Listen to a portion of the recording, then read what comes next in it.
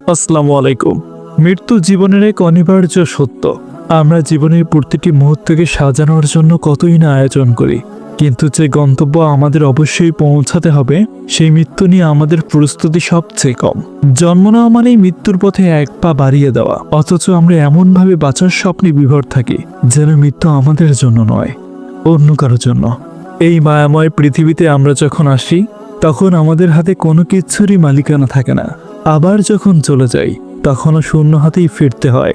মাঝখানের এই সময়টুকুতে আমরা সাজানো গোছানো সংসার, পদ পদবী আর সম্পদের নেশায় মত্ত থাকি, কিন্তু বাস্তবতা হলো ঘড়ির প্রতিটি কাঁটা আমাদের সেই অনিবার্য মৃত্যুর দিকে নিয়ে যাচ্ছে, যার নাম মৃত্যু। মৃত্যুর প্রস্তুতি মানে জীবনের পরাজয় নয়, বরং এটি অনন্ত যাত্রার জন্য নিজেকে যোগ্য করে তোলা। মৃত্যুর প্রস্তুতির প্রথম ধাপ হলো একে সহজে গ্রহণ করা।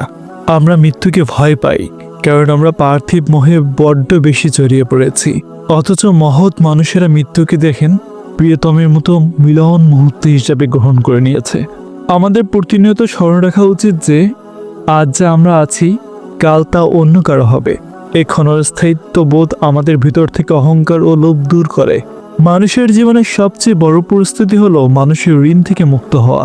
আমরা আমাদের জীবনে অনেকেই মনে কষ্ট দেই, কারো অধিকার খর্ব করি, কারো অধিকার নষ্ট করি।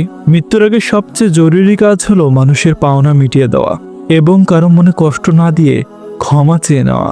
কারণ স্রষ্টা হয়তো নিজের অধিকারের ব্যাপারে ক্ষমা করবেন, কিন্তু মানুষের অধিকারে ক্ষুণ্ণ হলে সেই ব্যক্তির কাছে ক্ষমা না চাওয়া পর্যন্ত আল্লাহ আপনাকে ক্ষমা করবেন না। ধর্মীয় দৃষ্টিকোণ থেকে মৃত্যুর প্রস্তুতি হলো নেক আমল বা ভালো কাজ করা, সত্য কথা বলা, সেবা করা এবং স্রষ্টার ইবাদতে মগ্ন থাকা। এমন কিছু কাজ করে যাওয়া উচিত যা আমাদের মৃত্যুর পরের জীবনেও সদগায়ে জারিয়া বা চলমান নেকি হিসেবে থেকে যায়। সেটা হতে পারে একটি গাছ লাগানো, কাউকে সুশিক্ষা দেওয়া বা জনকল্যাণমূলক কাজ করা।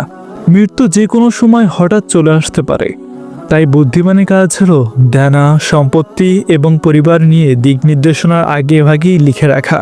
এতে করে আপনার অবর্তমানে পরিবার কোনো বিশৃঙ্খলায় পড়বে না এবং আপনার আত্মার শান্তি পাবে। ভিডিওটি ভালো লাগলে চ্যানেলটিকে সাবস্ক্রাইব করে দিন।